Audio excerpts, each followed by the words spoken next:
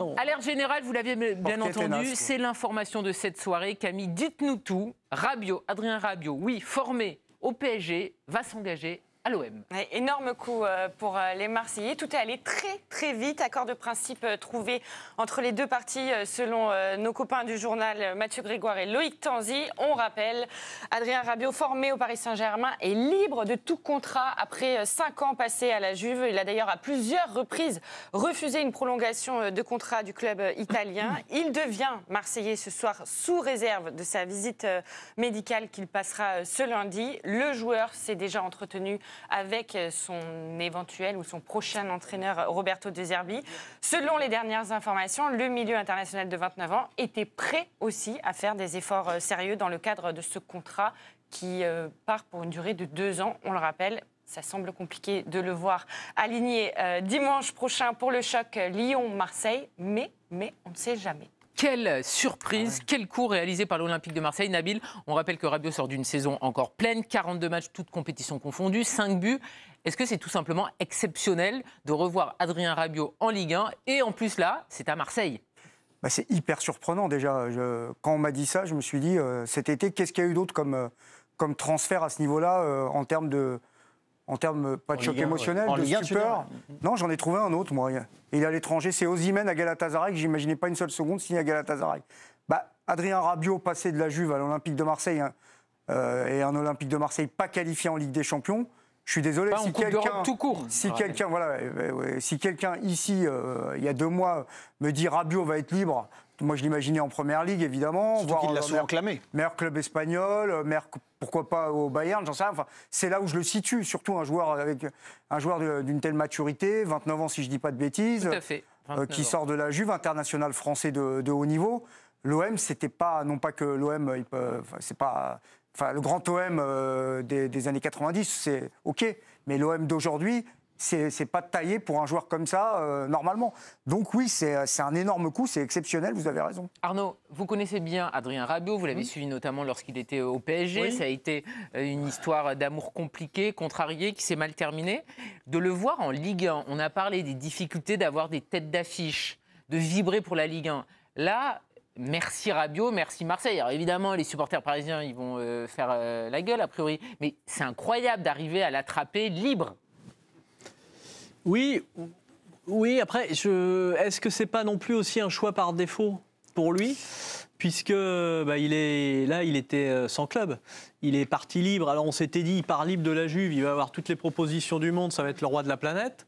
Et au final, il se retrouve avec Manchester United, ça s'est fermé devant lui. Ils sont allés chercher, je ne sais plus qui, mais ils sont allés chercher un milieu de terrain dans les derniers jours. À un moment, on parlait de lui à l'Atlético Madrid. Bon, ça ne s'est pas fait non plus.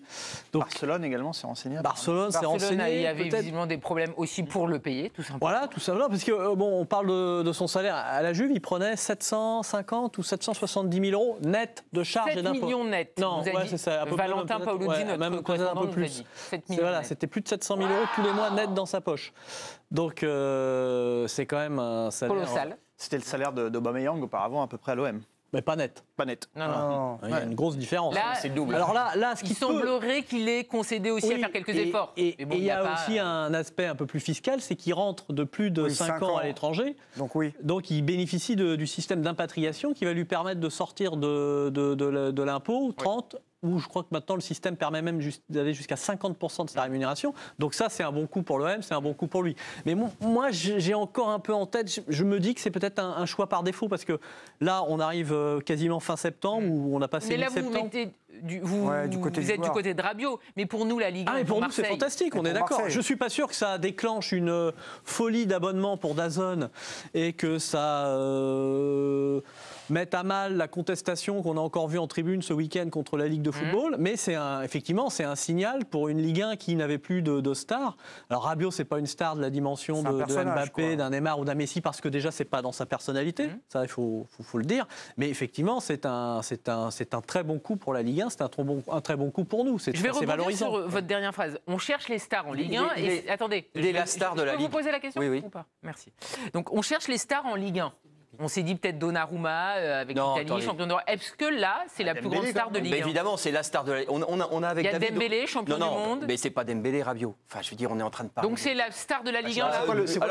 Le titre suprême pour un footballeur, c'est quoi ? C'est les réseaux sociaux maintenant. Il faut regarder combien il a de monde sur son compte. C'est un joueur plus éprouvé. Ouais. Moi, je me souviens, par exemple, l'importance fondamentale qu'il a dans le fait que les Français aillent jusqu'en finale lors du Mondial Qatari. Il fait une Coupe du Monde monstrueuse. C'est un joueur autre. Donc c'est la star de la Ligue 1. Je vois pas. Trouvez-moi. Donnarumma, je veux bien, mais il est italien, donc il résonne un peu moins. Déjà, est-ce que c'est la star de l'OM ? Je pose la question. Bah oui, c'est la star.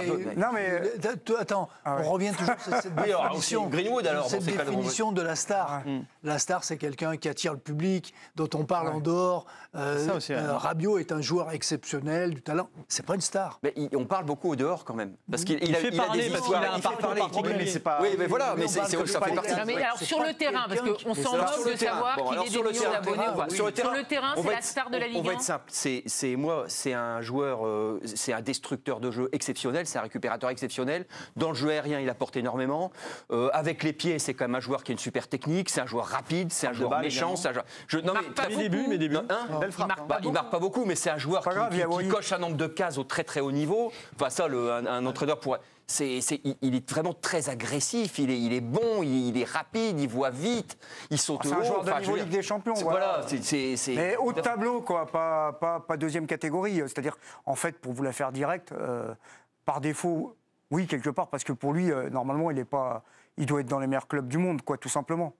Donc tant mieux pour Marseille, tant mieux pour la Ligue 1. C'est une question qui se pose quand même. Pourquoi est-ce qu'effectivement aucun parce gros club que comme beaucoup de joueurs, alors j'en sais rien parce que je ne connais pas le dossier, mais ces derniers temps, comme beaucoup de joueurs, dès qu'ils sont libres, ils pensent que c'est l'euro million.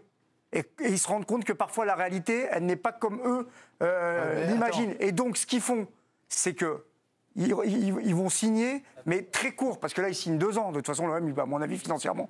Donc quand tu signes que 2 ans. Tu es libre de nouveau dans 2 ans et tu peux repartir de nouveau sur libre dans 1 an surtout. Tu peux repartir sur libre dans 1 an, pas dans 2 ans. L'euro million, il le gagnait tous les mois. Non, mais c'est-à-dire qu'en fait, on imagine. C'était pas. Après, chacun sa stratégie. C'est pas à toi qu'on va apprendre que les joueurs, de toute façon, ils sont toujours à la recherche d'une valorisation. En le voyant fonctionner, je pense que pour moi, c'est pas un truc par défaut parce que Marseille ne joue pas la Coupe d'Europe. C'est quelqu'un qui va pouvoir jouer un match par semaine, tranquille. Il a les matchs de l'équipe de France. Et ça donne, je veux dire... Je te suis pas, tu es en train de me dire qu'il y a des joueurs qui préfèrent ne pas jouer la Coupe d'Europe ? Non, mais que c'est pas un inconvénient de se dire, je vais passer une année tous deux. Oui, mais Raymond, ça c'est non, mais c'est vrai qu'il court pas après ce genre de truc. Non, mais c'est vrai qu'il court pas après ça. On écoute Raymond. C'est pas la réflexion qu'il a au mois de juin, ça. C'est possible. Et au mois de juin, lui, il a rien dit. Tu l'as entendu dire ? Non, mais c'est pas la réflexion de se dire tiens, rien dit. Lui, il a dit je suis libre. Il a dit je verrai après l'Euro. Il a dit je verrai. On est après l'Euro. Il n'a pas dit mon rêve c'est d'aller jouer au Real. Mon rêve c'est d'aller jouer. Il avait dit qu'il voulait aller jouer en Angleterre. La Première Ligue. Ça, il l'a toujours dit. Enfin, son nom n'est pas associé à les gabarits de clubs auxquels il est associé. C'est des clubs qui sont qualifiés aujourd'hui en Ligue des Champions et des clubs qui visent entre la première et la 8e place. Que c'est beau qu'ils se disent. Enfin, je sais pas, je dis peut-être n'importe quoi. Il va être un élément important pour faire de Marseille moi je suis content. Une équipe européenne. On va voir la composition qui devrait nous être proposée tout au long de la saison. On rappelle si tout le monde est apte, etc., à l'Olympique de Marseille. Alors, évidemment, on a remis Balerdi, c'est le capitaine, même s'il est blessé actuellement. On a remis Wai, parce que Wai a quand même plus joué pour l'instant que Neil Baupé, qui vient juste d'arriver et qui a été titulaire une fois. Et puis, donc, ça nous paraît logique, on a mis Rabiot à côté du Danois Højbjerg. Cette équipe-là, c'est une équipe, évidemment, qui donne envie, mais est-ce que aussi elle peut jouer le titre, parce que c'est ça aussi maintenant la question avec Rabiot. Je trouve déjà, j'étais pas loin de penser qu'ils étaient éligibles pour jouer le titre. 2 points d'écart pour l'instant, on rappelle. Oui, mais PSG 12, Marseille 10. Mais là, avec Rabiot, t'avances quand même un petit peu sur le chemin. Et il n'y a pas l'essentiel, c'est le banc. Si vous regardez le banc, on a mis le 11 de non, mais si vous regardez le banc, tous les postes sont quasi doublés à part 1 ou 2. Enfin, il n'y a que des internationaux vestiaires où tu as 22 internationaux. Un très bon entraîneur. Donc, tu as un entraîneur ambitieux et tu sens qu'à Marseille, il ne faut pas grand-chose pour que quand tu es dans le bon sens, ça parte. Donc déjà, pour moi, ils n'étaient pas très loin. Mais alors là, ça devient. Ils ont un excellent gardien. Il y a quand même un petit doute sur l'attaquant quand même. beaucoup d'éléments. Ouais, mais si c'est pas lui, c'est Neil Maupay, c'est pas mal aussi. Enfin, non, mais c'est surdimensionné pour la Ligue 1 de toute façon. Pour moi, l'avantage quand même. David. Incontestable qu'ils ont, c'est le fait justement de ne pas jouer de Coupe d'Europe quand on sait que le Paris Saint-Germain justement va avoir un calendrier vraiment très très lourd cette saison. Donc je pense qu'effectivement là pour eux, avec l'effectif que tu as décrit en plus qui est effectivement quand même assez riche, ça serait quand même assez légitime, même j'ai envie de dire, que vu les investissements, parce que c'est vrai que là on en parle entre nous, on est presque surpris de voir globalement le projet de l'OM dans une année sans Coupe d'Europe pouvoir repartir, attirer beaucoup de joueurs de Première Ligue dont on sait que les salaires sont très élevés. Donc il faut quand même pouvoir, même s'il y a eu des arrangements aussi en termes de contrats. On verra à la fin, ça. Oui, mais d'accord, mais ce que je veux te dire, c'est qu'en termes d'investissement... Ça surprend. Ça sera le problème du successeur. Oui, mais Non, mais quand s'il y a à la fin, il faut mettre 100 millions d'euros, on verra comment les choses Non, mais ça veut dire que le propriétaire... il est là. Enfin, Adrien Rabiot il va être payé à la fin du mois, vous voyez. Il ne va pas demander à être payé en 3 ans. Donc, mais moi, je vous dis, à la fin de l'année, on verra comment la stratégie financière de l'OM est validée ou pas. Alors, soit avec un titre, soit sans titre, et on verra combien à la fin il faut rajouter au bout pour... Mais en tout cas, éponger cette stratégie. Quand tu fais une saison mauvaise comme l'an dernier et que tu arrives à recruter tous ces joueurs, alors que Marseille a commencé par le coach, est censé devoir faire attention à ses sous, c'est quand même impressionnant. Non, mais il n'y a aucun autre club en Ligue 1 sans Coupe d'Europe capable d'attirer des... Aucun. Il n'y a pas que ça. Même avec Coupe d'Europe. Non, mais je veux dire, et après, il y a les croyances. Mais il y a aussi les croyances. C'est-à-dire, il y a ce que suscite l'OM, l'attractivité dans l'imaginaire. Par exemple, avant qu'ils prennent Rabiot, ils allaient prendre Benasser qui était au Milan AC. C'était aussi un joueur de très haut niveau qui était prêt à venir également en fin de mercato à l'OM. Højbjerg, il est venu, il était à Tottenham, il était top 4 de Première Ligue. Donc, pas l'an dernier. Non, mais je veux dire, c'est un joueur de top 4 de Première Ligue. On est d'accord, ce que tu dis est vrai, mais on est d'accord que ça s'accompagne d'un investissement financier important. Mais évidemment, mais il y a d'autres qui pourraient investir financièrement autant que les joueurs ne viendraient pas. C'est aussi ce que suscite ce club. L'attractivité. Et voilà, et ça, on ne peut pas dire le contraire. Quand tu vois le 11 de départ, Raymond, là, Marseille ne peut pas se cacher. Ils doivent jouer le titre, parce que s'ils ne jouent pas le titre, là, il y a un couac énorme, non ? Oui, mais le titre, il dépendra aussi des prestations de Paris. Monaco. Je dirais. Faut pas... Enfin, si Marseille gagne ses matchs, il n'y a que 2 fois par saison que tu affrontes le PSG, je vous rappelle. Non, mais n'oublie pas Monaco. Monaco. Il y a 2-3 équipes, mais c'est vrai qu'ils jouent les 3 premières places. Les places européennes, ils sont obligés d'être au moins Champions League. Après, ils ont des points faibles. Que ce soit premier ou deuxième ou troisième, ils sont obligés d'être là. Avec cet effectif-là, même avant Rabiot. Oui. Je veux dire, même avant Rabiot. Avec Kondogbia, c'est pas scandaleux. Quand il est à plein régime, c'est un joueur qui joue à l'Atlético Madrid. En revanche, moi j'ai juste un bémol à soulever, c'est à droite Murillo, mais ça c'est très personnel. Je pense pas que ça soit un très bon joueur. On va peut-être pas en faire une demi-heure sur Murillo. En fait, vous vouliez prendre la parole. Je vais essayer ça fait combien de temps que Marseille n'ait pas fait un coup pareil ? Parce que c'est plus fort qu'Alexis Sanchez, je trouve.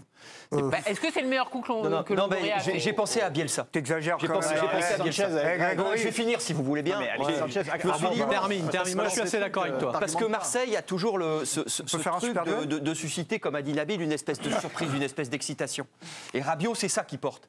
Et si j'ai essayé de me dire qu'est-ce qui ressemblait à ça, et quand Bielsa est arrivé, ça m'avait un peu fait ça. C'est-à-dire que tu as envie de voir, quoi. On rappelle que Bielsa, c'est sous La Brune. Est-ce que, par rapport à Longoria, c'est le plus gros coup réalisé par Longoria depuis qu'il est à l'OM ? Non. Pour moi, non. On peut faire un duel ? Si, de loin. En régie, c'est le calme plat, personne ne répond. Je ne crois pas qu'on puisse faire de duel. Non, mais attends, je ne suis pas d'accord avec Grégory. Allez-y, Nabil. Non, mais je veux dire, déjà, ce qui est les gros coups, ce qui est excitant, qu'on le veuille ou non, c'est quand même les joueurs offensifs, ceux qui font les stats. Alexis Sanchez, c'est le capitaine du Chili, c'est 2 Copa América, c'est le Barça, c'est Arsenal, c'est Manchester United. Il faut quand même situer le niveau du joueur. Non. Si. Il arrive en fin de carrière, Nabil. Oui, mais il aurait pu aussi aller ailleurs. Oui, non, mais d'accord, mais il faut rappeler quand même le contexte. l'OM a quand même investi sur lui, a mis de l'argent pour qu'il vienne.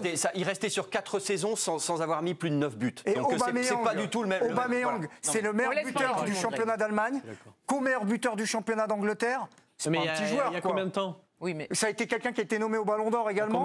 Il y a combien de temps ?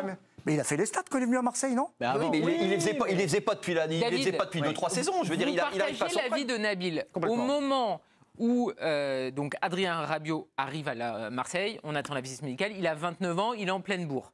Quand Alexis Sanchez et Aubameyang, qui sont effectivement des offensifs, viennent à Marseille, ils sont plutôt en fin de carrière. Mais pour vous, ça reste plus gros ?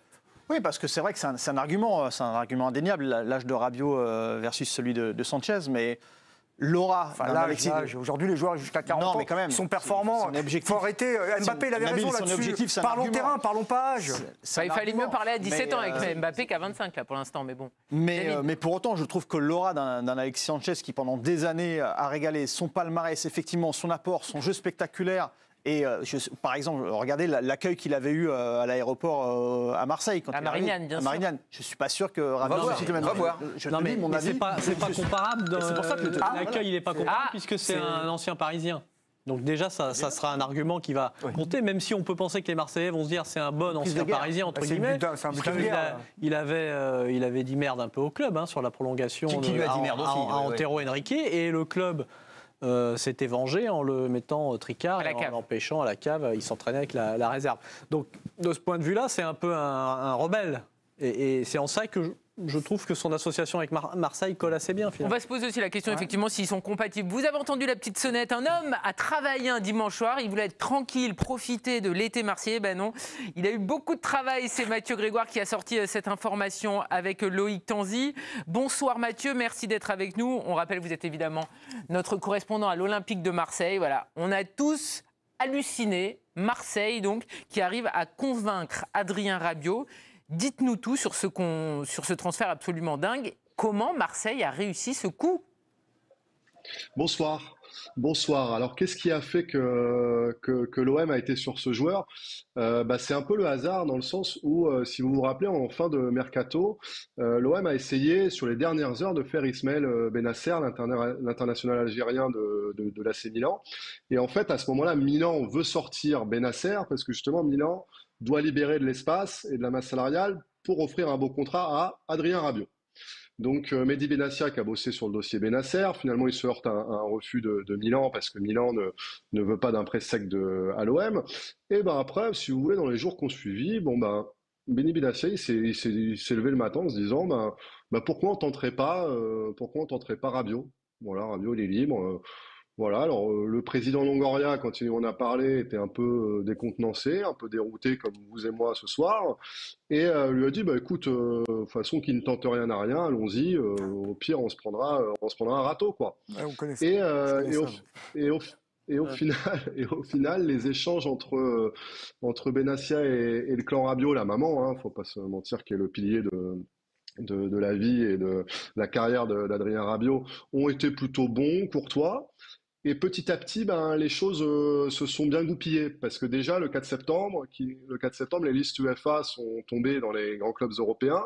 Donc déjà, ça fermait la porte de tous les gros clubs européens pour Rabiot s'il voulait disputer une Coupe d'Europe. Et Rabiot, vous le connaissez, Arnaud le connaît très bien, Nabil aussi. Vous n'allez pas mettre Rabiot dans un grand club et pas jouer la Ligue des Champions en fait. Il ne va pas aller le mardi, mercredi regarder ses collègues jouer la Ligue des Champions. Et la maman, elle pense pas comme ça non plus. Donc ils ont commencé à se dire, on va se recentrer sur un projet où il y a un bon coach, il y a un projet sportif sympa, une équipe compétitive, on regarde un peu. Ils ont eu un forcing, par exemple, de forcener de nos amis turcs de Galatasaray. Eux, on les connaît, dès qu'ils voient une opportunité, on l'a vu sur le dossier Osimhen, ils foncent. Il y a eu des clubs de moindre standing comme West Ham qui sont aussi arrivés. Mais finalement, voilà, le discours de Benassia, il a infusé dans le clan Rabiot. Et ça a été vu comme une vraie possibilité. Puis il y a aussi eu le facteur clairement de Zerbi, qui a passé plusieurs coups de fil à Rabiot. Ils ont discuté ballon. Et pour un joueur qui n'avait pas envie, qui a eu aussi des offres d'Arabie Saoudite, mais qui n'avait pas envie pour l'instant de renoncer à tout ce volet sportif et ce volet foot européen, foot de haut niveau, c'était très appréciable d'entendre de Zerbi lui dire qu'il a été un cadre de son vestiaire, un vestiaire qui est assez jeune, et aussi un cadre de son système. Voilà. Ça, on va en reparler évidemment du système et de la place qu'il aura. Il y a un homme sur le plateau que vous connaissez bien, c'est Nabil Djellit. Il veut vous poser une question. Est-ce que c'est un peu gros coup, toi qui suis bien l'Olympique de Marseille et qui a vu toutes les recrues, de Strootman à d'autres, est-ce que c'est Rabiot, c'est plus gros que Sanchez, Aubameyang, Greenwood ou pas ? Je sais que toi, tu as été marqué notamment par le coup Vitinha en janvier 2023 qui t'a tu m'en parles souvent, c'est quelque chose qui t'a scotché. Non, plus sérieusement, ouais, en fait, c'est moins, effectivement, c'est une question de sensibilité. Je vous écoutais avant, c'est sûr que les Sanchez, les Aubameyang, quand on suit le football européen depuis 15 ans, quand on aime les buteurs, quand on aime les gestes techniques, quand on aime aussi les palmarès XXL, c'était peut-être un peu plus frappant, mais si vous voulez, là, en fait, dans la construction, bah déjà le timing, en fait, en septembre, comme ça, on s'y attend pas. Je m'y attendais pas non plus, moi, d'un côté, c'est qu'en fait, on pensait plutôt qu'ils allaient essayer de recruter derrière s'il fallait sortir un joker ou un joueur libre. Parce qu'on voit que, globalement, l'OM, devant, ça, ils sont ultra efficaces en ce moment. Le milieu, quand même, quoi qu'on en dise, Kondogbia-Hojbjerg, ça fonctionnait. Vous aviez Rongier qui revenait, vous avez aussi le jeune Ismaël Koné qui peut jouer au milieu, donc il y avait des possibilités. Donc on s'attendait peut-être plus à une surprise derrière sur un des postes de latéraux. Donc en tout cas, c'est de loin le transfert le plus surprenant, effectivement, depuis que je suis l'Olympique de Marseille, dans le timing, dans le fait que ce soit un ancien Parisien, même si apparemment ça n'a pas été un des grands enjeux des négociations, parce que c'est quelqu'un qui a, quand il était jeune, a apparemment toujours eu un goût pour l'OM, qui a toujours aimé ce club, donc en tout cas qui a toujours respecté l'Olympique de Marseille, donc ça n'a pas été trop un problème. Vous savez aussi que sa mère Véronique, elle a acheté un hôtel du côté de Hyères, là dans le Var, pas loin, à une heure d'ici, donc il y avait quand même un tropisme pour le sud-est de la France. Voilà, mais c'est vrai que le timing, et puis surtout, c'est toujours quand un joueur est annoncé, parce que c'est avec Sanchez, Aubameyang, ils étaient plutôt en déclin dans leur carrière. Et là, un mec comme Rabiot, vous l'attendiez plutôt à Manchester, vous voyez l'Atlético dessus. Donc voilà, effectivement, c'est en tout cas une opportunité spectaculaire qui a été saisie par l'OM. Ouais. Mathieu, pardon, votre petite information sur l'hôtel hier nous a fait beaucoup rire, mais c'est une très bonne information. Alors justement, par rapport à ça, il n'y a pas de souci. On sait que par exemple, Wai aussi, lorsqu'il a signé à Marseille, il y a certains supporters marseillais qui n'ont pas oublié qu'à la base, Wai est supporter du PSG. Là, le fait que ça soit un joueur formé au PSG, qui a porté le maillot du PSG, ça passe crème parce que ça s'est mal fini entre le PSG ou Rabiot, ou c'est pas une évidence? Non, c'est plus une question de statut, Karine. Je pense que ça passera assez crème parce que c'est un bon joueur, en fait. Et ça, quand même, historiquement, hein, vous savez, les passerelles entre Paris et Marseille, elles ont quand même été assez nombreuses, hein, depuis une trentaine d'années. Donc l'accueil, ça va plutôt être des Parisiens quand il ira, je pense, rejouer au Parc des Princes au printemps prochain, qui va être salé. Mais en tout cas, à Marseille, il n'a pas dénigré l'OM, il n'a pas manqué de respect à l'OM, il a au contraire plutôt bien aimé l'OM quand il était jeune, il a fait ce qu'il avait à faire avec Paris, je crois qu'il est resté, enfin la mère Rabiot était maintenant, Véronique était redevenue un peu en bon terme avec Nasser, donc ça je pense que les Marseillais s'en foutent un peu de tout ça. Ce qu'ils voient, c'est un joueur, et ça Nabil me le disait tout à l'heure, taillé pour la Ligue des Champions, qui normalement ne pouvait pas être là sur l'année 1 du projet de Zerbi. Il était plutôt attendu peut-être sur une année 2 avec une qualification cette année pour la prochaine Ligue des Champions. Donc ils voient le statut, donc je pense qu'ils sont très contents d'avoir ce joueur-là. En tout cas, c'est le ressenti et c'est ce que me témoignent mes amis, tous mes amis supporters de l'OM ce soir. Merci Mathieu. Arnaud Herman, qui connaît très bien Adrien Rabiot, a une question pour vous. Non, c'est plus qu'une question, c'est un élément. Une réponse, je pense qu'il faut prendre aussi en compte, c'est qu'il n'est pas passé du PSG à l'OM directement. Oui. Ouais. C'est comme Gabriel Heinz, il a fait Manchester United, le Real Madrid et Marseille. Ouais, enfin, les supporters parisiens l'ont pas bien pris. Hein. Ah bah non, oui, mais quand même, Rabiot, il a fait 6 ans à la Juve entre les deux, donc j'ai envie de dire le côté parisien, même s'il y a été formé. Pas très bien accueilli au Parc des Princes quand même. Oui, probablement, mais ça fait partie du folklore lié au foot. C'est pas pareil qu'un Lorik Sana ou qu'un Fiorez, Fabrice Fiorez qui avait quitté. Jérôme Leroy. Jérôme Leroy. Et puis je pense que le conflit était quand même beaucoup plus fort, beaucoup plus marqué à l'époque, parce qu'il y avait une vraie rivalité sportive. Ouais, le foot a changé. La rivalité sportive aujourd'hui, peut-être cette saison ça va changer, mais elle n'existe pas. Vous faites un PSG-Marseille, un Marseille-PSG, une fois sur 20, Marseille va gagner. Oui, non, mais Arnaud, Bah non, vous mais dites ça ça, compte mais en aussi. avant-saison l'an dernier, quand Hernandez a signé à Paris, C'est il a vrai. dû dire « Ah non, mais en fait, j'ai jamais aimé Marseille, je suis juste né à Marseille, mais je n'aimais pas l'OM. » j'ai pas aimé Marseille, Non, mais c'est en fait, vrai qu'il est fait en Il a dû interview. faire acte de Il a dit, contrition voilà. sur un truc débile. Non, mais au Bah, fond, on lui a posé la question parce que. Bah oui, mais donc il a dû se coucher. Non, mais Ouais. coucher, je suis. Non, mais il y a les réseaux sociaux qui Non, mais mettent un mauvais au fond, climat. Non, mais il faudrait poser la question à Mathieu. Mais ça crédibilise l'OM, sa venue. Ils doivent en être fiers, non? Bah, évidemment. Bah Oui, oui. voilà. Oui, non, mais Oui, c'est ce qu'on se disait, et c'est ce que vous dites très bien autour du plateau. C'est un joueur qui normalement qui joue dans une équipe qui doit postuler aller au quart de finale de la Ligue des Champions. Donc évidemment, ça crédibilise tout à fait. Ça donne. Et puis vous savez, les discussions, elles ont beaucoup été entre la famille Rabiot et l'OM. Ça a plutôt été sur l'utilisation, par exemple. Encore une fois, parce qu'il va être la première rampe de lancement du jeu de Zerbi. Il va aller chercher les ballons très bas. Il va initier un peu toutes ces attaques ou ces transitions propres au jeu de Zerbi. Donc voilà, c'est ça qui est vu par les supporters, c'est d'avoir un joueur qui va être meilleur que Kondogbia qui va être maintenant placé sur le banc. Voilà, c'est ça qui est vu, c'est vu comme ça. On le rappelle, on devrait avoir un milieu de terrain, donc Højbjerg, Rabiot, c'est du très haut niveau. Effectivement, on a hâte de voir l'association de ces deux joueurs. Mathieu, il y a forcément aussi une question, c'est la question du salaire. Marseille nous a vraiment surpris cet été avec un recrutement fort, avec des joueurs qui ont des salaires très important. On rappelle que Rabiot à la Juventus, c'était 7 millions nets par an. C'était le plus gros salaire du club à égalité avec Vlahovic. Marseille le paie comment et combien ? 7,5 millions, effectivement, avec des bonus en net à la Juve, ouais, tout à fait. Écoutez, alors ça, c'est ça le volet financier. Évidemment, on le saura au fil des semaines, de nos enquêtes, de ce qu'on arrivera à gratter ou pas sur ça, notamment pour le spécial salaire. Je fais déjà de la pub qui aura lieu dans 6 mois, là, en février-mars. Mais en fait, bon, déjà, l'OM nous dit, nous, on a fait un effort. Mais lui aussi, il a fait un effort, ils ont fait un effort plus important du côté de la famille et du joueur. Donc, moi, je pense que l'effort principal, il a eu lieu sur la prime à la signature.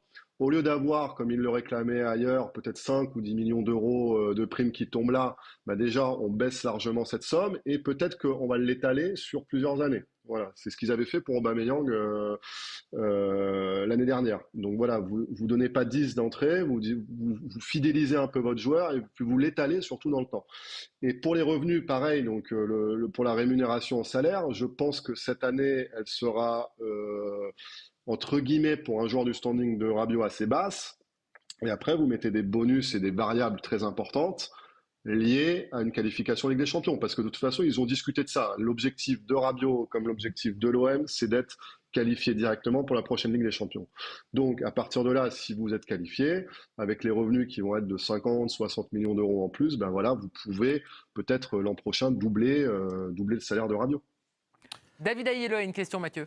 Ouais, Mathieu, non, la question, elle rejoint le dernier point que tu viens d'évoquer, parce que c'est vrai que ça suscite pas mal d'interrogations, ces gros investissements de l'OM sur une saison où il n'y a pas de Coupe d'Europe, sur une saison où globalement les revenus des clubs français sont en baisse, en partie à cause des droits télé, mais pas seulement. Il y a également évidemment les 13% de CVC, etc. Est-ce que ça veut dire que du côté du propriétaire de Franck McCourt, on fait un petit peu un all-in en se disant de toute façon là on investit beaucoup avec la perspective de, bon pas quasi certaine, mais en tout cas avec l'objectif, l'espérance de rentabiliser tout ça sur une qualification en Coupe d'Europe. Enfin, est-ce que ça peut être que ça? Parce que là, on est quand même surpris de la capacité de l'OM à avoir autant investi et à attirer autant de joueurs, alors qu'on sait que depuis des années, les comptes sont quand même globalement dans le rouge. Bah, oui.